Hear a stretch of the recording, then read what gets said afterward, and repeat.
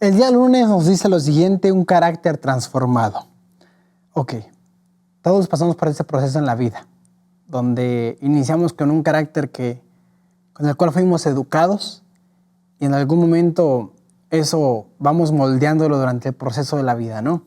Creo que no hay mejor maestro que la vida y Dios nos va colocando ciertas pruebas y dificultades para pulir cada día nuestra forma de ser.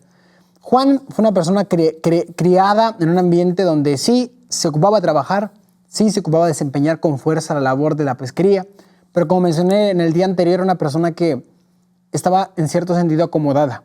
Tenían empleados, que no era algo común en la época de Israel.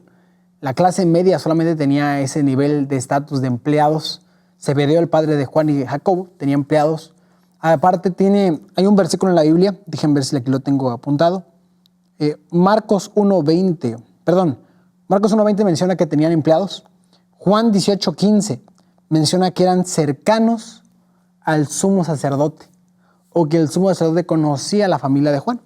Entonces, tenían un cierto nivel de estatus que lo dejaba en cierto sentido cómodo. Juan estaba acostumbrado, imagino yo, a poder tener las cosas fáciles. ¿Ok? Y fue tanto así que la madre de Juan, cuando vio que estaba en el equipo de Jesús, la madre le dijo: no, pues yo quiero que mi hijo esté a la derecha y el otro a la izquierda. Mis dos hijos que sean los principales de tu trono, Señor. ¿Por qué? Porque la madre sabía lo que eran sus hijos, sabía que quizás entre los discípulos podían tener capacidades positivas como liderazgo. Fue tanto así que, como menciono, Jacobo, el hermano de Juan, fue el primer mártir, uno de los discípulos más peligrosos para Roma, porque predicaba, porque colocaba ímpetu en sus palabras, porque amonestaba y porque decía la verdad tal como era. Una persona que quizás era un líder nato, así como Pedro, Santiago fue un líder y Juan fue un líder también. Entonces Juan estaba siendo moldeado en un proceso constante, ¿no? Él era joven, pero tenía esas aptitudes que Jesús veía y decía: Juan, capaz al inicio del ministerio no es lo más bonito, pero tiene potencial para hacer algo diferente y algo mayor. Ok, entonces dice aquí, ¿qué significa el nombre que Jesús les dio a Juan y a su hermano Santiago? Sabemos aquí que les puso por sobrenombre Boanerges, que significa hijos del trueno. ¿Pero por qué hijos del trueno? La nota dice lo siguiente: Juan no poseía por naturaleza la belleza de carácter que reveló en su postrera experiencia. Tenía defectos graves. No solamente era orgulloso, pretencioso y ambicioso de honores, sino también impetuoso, resintiéndose por la injusticia. Él y su hermano eran llamados hijos del trueno. Mal genio, deseo de venganza, espíritu de crítica, todo eso se encontraba en el discípulo amado. Pero debajo de ello, el Maestro Divino discernía un corazón ardiente, sincero y amante. Jesús reprendió su egoísmo, frustró sus ambiciones, probó su fe y le reveló aquello por lo que su alma suspiraba: la hermosura de la santidad, el poder transformador del amor.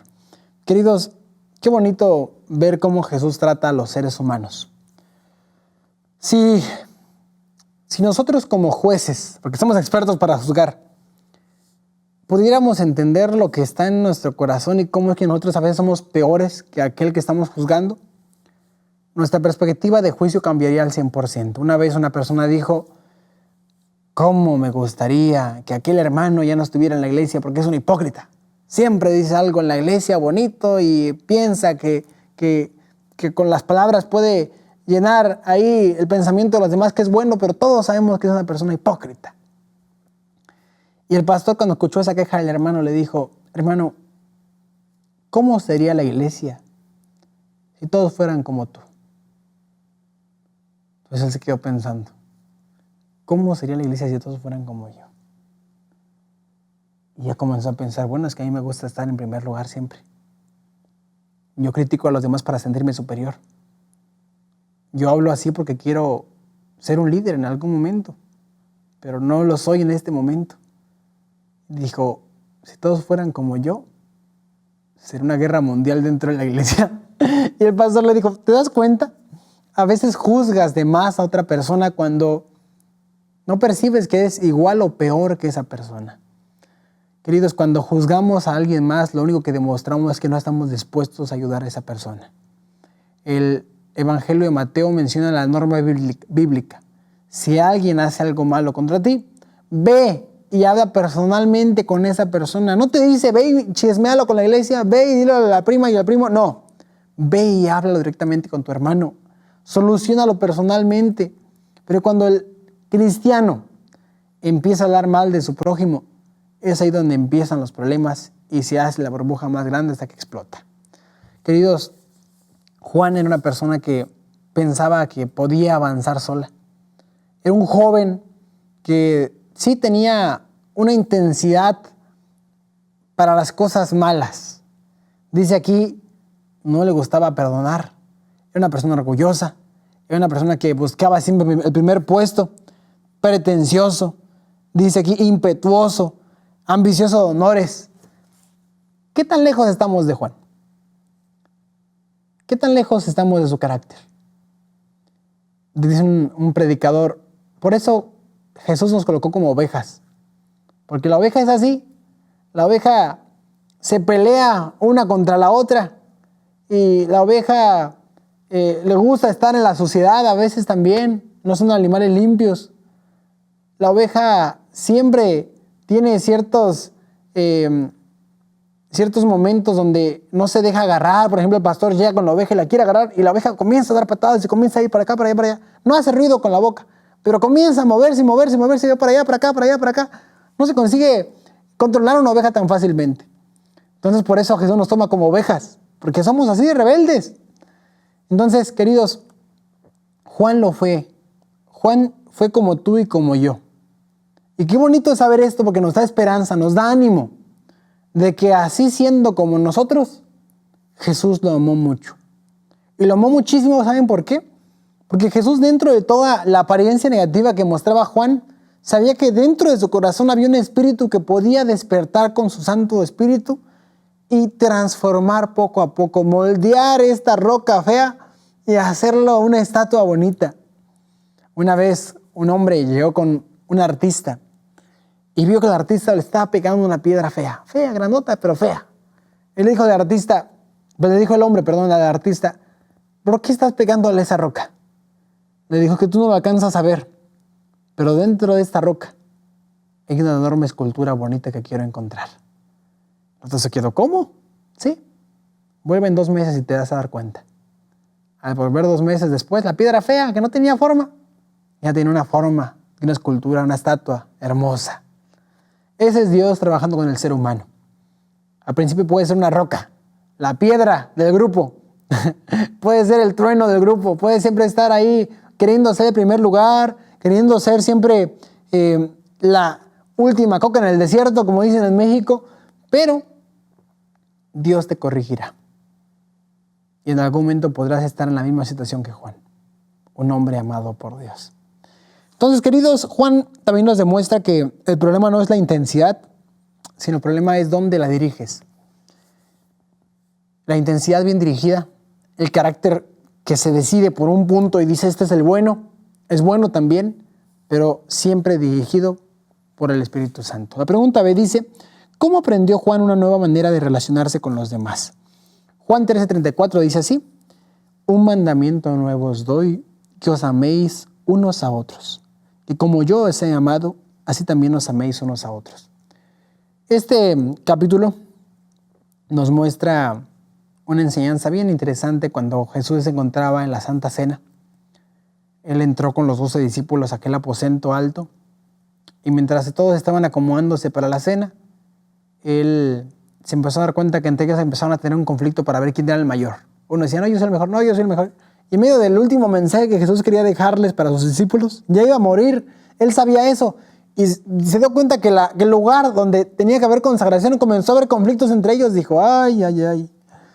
Pero Jesús dice que se colocó de pie, fue por un lebrillo, una cubeta, la llenó de agua y empezó a lavar los pies de cada uno de ellos.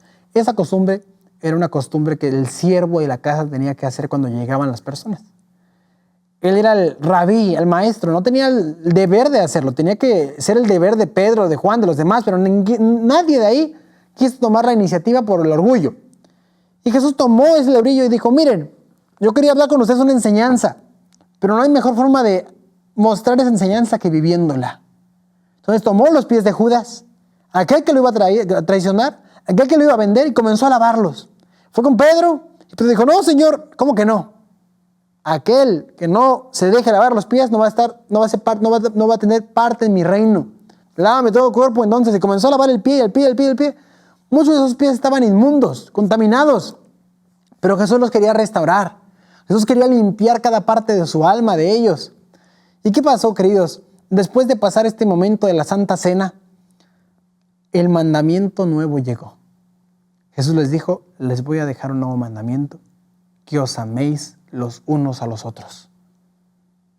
Qué bonita enseñanza dejó Jesús después de haberlo hecho a través del ejemplo. Hay una frase que dice que la palabra te puede convencer, pero el ejemplo te va a arrastrar. Jesús primero puso el ejemplo. Aún a Judas hay que amarlo.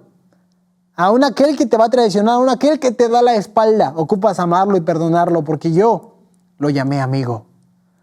Yo le lavé los pies, no importa que estuviese sucio. Queridos, ese fue Jesús. Y Juan no pudo tirar esa idea de su mente y que mejor lo registró. Que os améis los unos a los otros. Y lo repitió. Él fue un hombre que escribió diferentes evangelios. El evangelio de Juan lo escribió Juan. Y primera de Juan, segunda de Juan, tercera de Juan, también la escribió Juan. Aunque se escuche extraño, repetitivo, pero fue el autor. Y el único hombre que tiene un nombre diferente es el de Apocalipsis, ¿no? Pero bueno, 1 Juan 4:7 dice, amados, amémonos unos a otros porque el amor es de Dios. Todo el que ama es nacido de Dios y conoce a Dios. El que no ama no conoce a Dios porque Dios es amor. Juan no podía encontrar una definición más grande para Dios que decir, es la muestra del amor. Cuando caminábamos por el desierto de Judea predicando y no teníamos que comer, Él a veces no comía lo suficiente por darnos el pan a nosotros. Eso fue amor.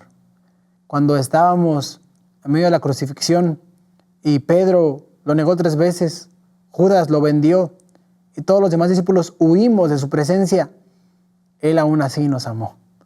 Cuando aquellos momentos donde estábamos en el barco, en aquella turbulencia en el mar de Galilea y todos ahí pensamos que podíamos controlar esa tempestad y lo intentamos, pero nuestra rebeldía nos llevó al límite. Tuvimos que despertar a Jesús, que siempre estuvo en el barco y aún así con mucha paciencia calmó el mar y nos enseñó que teníamos que confiar. Eso es amor. Queridos, cada muestra, cada minuto, cada hora que ellos convivieron con Jesús, no había otra palabra que pudiese entender o explicar mejor el carácter de Jesús que un carácter de amor. Ese fue nuestro maestro y ese fue el ejemplo que le dejó a Juan y a muchos otros. Dice aquí que los rabís siempre tenían que enseñar algo que dejaran a sus discípulos. Uno se destacaba en una área de conocimiento y el discípulo seguía a su rabí de acuerdo a esa área de conocimiento. Jesús no se enfocó en una área específica. Él se enfocó en el carácter. Jesús dijo, miren, el amor no es una palabra simple de llevar. El amor es un estilo de vida. El amor es una marca que te distingue de un creyente y un no creyente. Los fariseos dicen que aman. Los fariseos dicen que obedecen. Con las palabras hablan cosas bonitas, pero el corazón está lejos de mí. Yo quiero que tengan su corazón cerca. Y Jesús dijo, mi mayor enseñanza que les puedo dejar no va a ser grandes explicaciones, grandes discursos y diálogos y teologías. No. Mi mayor enseñanza es que si ustedes quieren ser mis discípulos, van a amar como su maestro amó. Qué profundo, queridos hermanos. Dice aquí, si oramos por el que no nos agrada, el amor de Dios vendrá a nuestro corazón y se despertará un interés en el bienestar de nuestro hermano. Cuanto más sepamos de Él, tanto más se convertirá el conocimiento en comprensión y la comprensión en simpatía y la simpatía en amor. Así podremos aprender a amar a otro, aun cuando parezca ser muy difícil hacerlo. Queridos, al final de la historia, Jesús no te va a preguntar cuánto hiciste. Él te va a preguntar, ¿me amas? ¿Cuánto amaste de verdad? Ese es el valor que nos llevará a la eternidad. ¿Cuánto vivimos el amor en nuestro día a día? Dice aquí, la pregunta C describe los resultados de un corazón lleno de amor hacia el prójimo. Primera de Juan 3:10, que ya fue escrito más en la época del 95 después de Cristo. Juan vivió, lo vamos a tocar más adelante, más profundo, pero Juan vivió aproximadamente 90, 100 años, imagínense. Fue el único discípulo que no murió siendo mártir, murió de muerte natural. Y él escribió estas cartas, es muy probable que en la isla de Patmos también, primera de Juan, segunda de Juan, tercera de Juan, la escribió en la isla de Patmos. Y él escribió lo siguiente, primera de Juan 3:10, en esto son manifiestos los hijos de Dios y los hijos del diablo. Todo el que no hace justicia y que no ama a su hermano no es de Dios. Porque este es el mensaje que habéis oído desde el principio, que nos amemos unos a otros. En esto conocerán todos que sois mis discípulos, si tuviereis amor los unos con los otros. Como menciono, para Juan, el amor no era alguna herramienta extra en el cristianismo. Para Juan era la piedra fundamental del cristianismo. Tú puedes saber muchas cosas, tú puedes conocer muchas áreas, pero si no tienes amor, de nada te vale. Pablo lo repitió en el libro de Corintios. Que Dios nos ayude, queridos, para poder tener ese afecto como que tuvo Juan con Jesús, esa cercanía, ese amor, aprender de nuestro Maestro eso. Más que normas y principios que son necesarios, que ocupamos vivir, sí, pero que aprendamos a tener nuestro estilo de vida, nuestras normas, nuestros principios, como un resultado del amor que tenemos con Jesús. Hay una frase que dice, el Evangelio nunca se trató de dejar de pecar, sino de amar tanto a Dios que ya no quieres hacer daño a aquel que dio la vida por ti. Ya no pecarás, no porque quieres evitar tal acto, no, sino porque amas tanto a Dios que no quieres hacer que el día de Jesús esté triste. Lo único que quieres hacer es que aquel que dio su vida por ti esté orgulloso por ser un hijo obediente.